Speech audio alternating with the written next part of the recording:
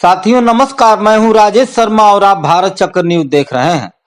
आज एक बार फिर पीएम मोदी का हैरान करने वाला भाषण सामने आया है। जरा इस वीडियो को देखने और समझने की जरूरत है। से मुक्ति चाहिए कि नहीं चाहिए? भ्रष्टाचार जाना चाहिए कि नहीं जाना चाहिए? हिंदुस्तान के हर कोने से भ्रष्टाचार जाना चाहिए कि नहीं जाना चाहिए? भाइयों बहनों, मैंने बिड़ा उठाया है और मेरा तो मंत्र है, न खाऊंगा न खाने दूंगा।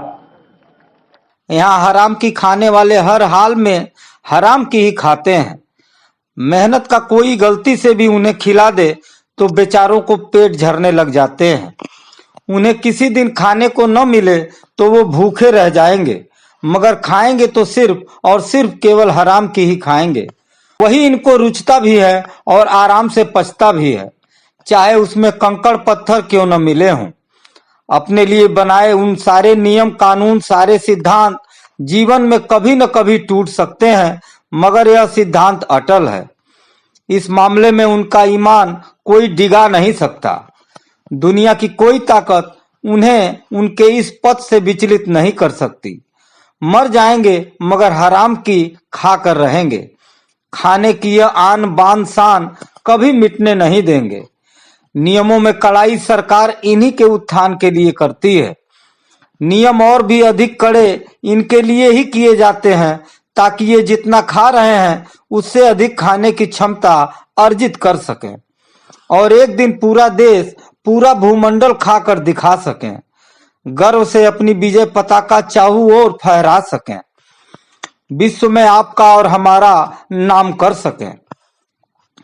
नियम कड़े होने पर अफसर से क्लर्क तक सब नियम की अनदेखी करने की खातिर खाते हैं, और क्योंकि नियम की अनदेखी करना रिस्की होता है इसलिए वे रिस्क उठाने के लिए खाते हैं। ये खाएंगे तो ऐसा तो नहीं है कि इनके ऊपर जो हैं वे भोले भंडारी हैं, वे नहीं खाएंगे। इन्हें खाता देख वे तृप्त हो जाएंगे, खुद भूखे रह जाएंगे। वे खाएंगे इनसे 10 गुना, 50 गुना, 100 गुना खाएंगे। खाने का सिलसिला अगर दिल्ली से शुरू हुआ है तो दिल्ली जाकर ही खत्म होगा। भोपाल या लखनऊ से शुरू हुआ है तो दिल्ली पहुंचकर ही विश्रांति लेगा। नियम कड़े करने वाले सीधे साधे भोले भाले मनुष्य नहीं होते। जिन्हें नियम कड़े करने से फायदा होता है वे नियम कड़े करवाने की मांग लेकर इनके पास आते हैं। साथ में वो मोटा पैसा लेकर आते हैं और इससे 100 गुना, 1000 गुना मोटा कमाने का भरोसा लेकर वापस जाते हैं। शास्त्रों में भी इसे उचित बताया गया है, खाओ और खाने दो, लेकिन उसका अर्थ अलग है। और इसका अर्थ अलग है मंचों से न खाऊंगा न खाने दूंगा की सार्वजनिक घोषणा करके शासन की ओर अनुलोम विलोम जैसा इशारा करना महसूस होता है। खाओ और खाने दो और भी उत्तम, इससे खाने का स्वाद बहुत बढ़ जाता है। जिस दफ्तर के बाहर लिखा हो यहाँ रिश्वत ली दी नहीं जाती, यह भ्रष्टाचार मुक्त ऑफिस है, वहां देश की जनता को निश्चित समझ लेना चाहिए कि यहाँ इस बोर्ड के ठीक नीचे या पीछे भी रिश्वत ली जा सकती है। रिश्वत न लेने की घोषणा दरअसल ऊंचे रेट पर रिश्वत खाने की उद्घोषणा है। नियम में ढील भी इन्हीं के लाभार्थ के द्वारा दी जाती है। नियम जितने ढीले करते जाओ उतना अधिक हराम का खाना और पचाना इनके लिए आसान हो जाता है। कमाल के लोग हैं, ये खाते हैं मगर कभी डकार नहीं लेते।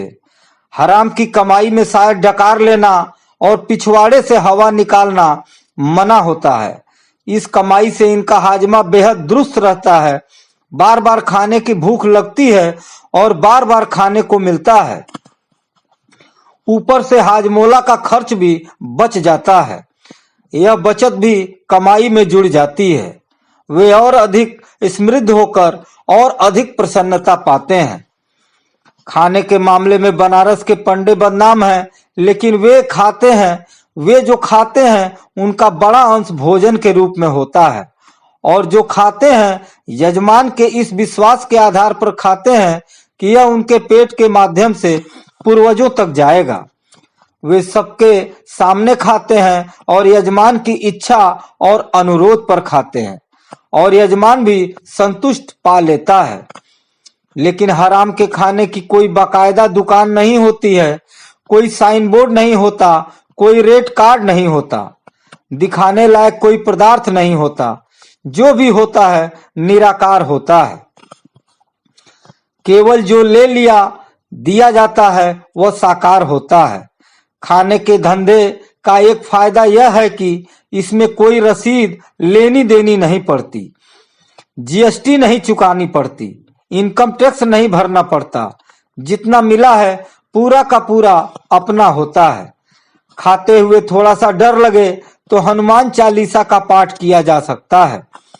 फिर भी लाभ न मिले तो हनुमान जी का दिल न पिघले तो खाने की कमाई का शतांश हनुमानेतर प्रभुओं को देकर मामला सुलटाया जा सकता है।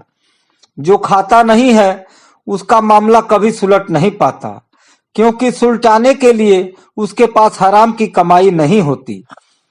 इस तंत्र में जो नहीं खाते वे सबसे पहले और सबसे अधिक मारे जाते हैं।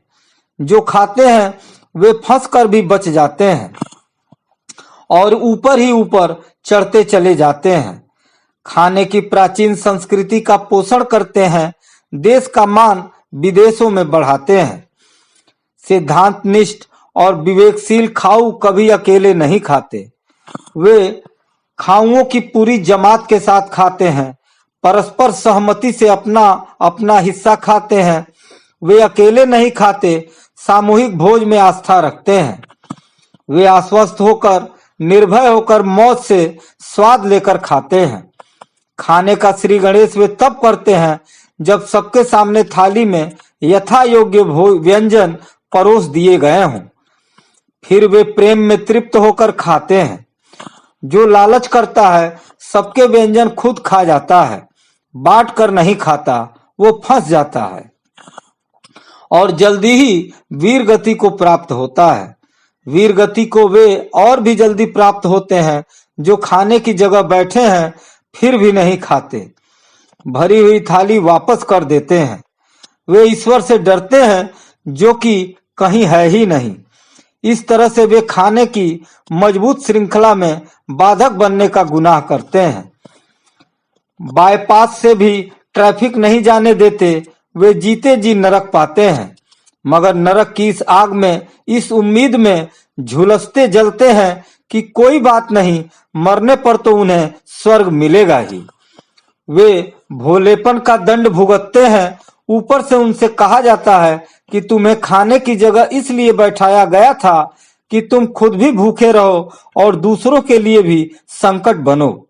तुम पापी हो, दुराचारी हो, नरक के योग्य उम्मीदवार हो, ले जाओ इन्हें।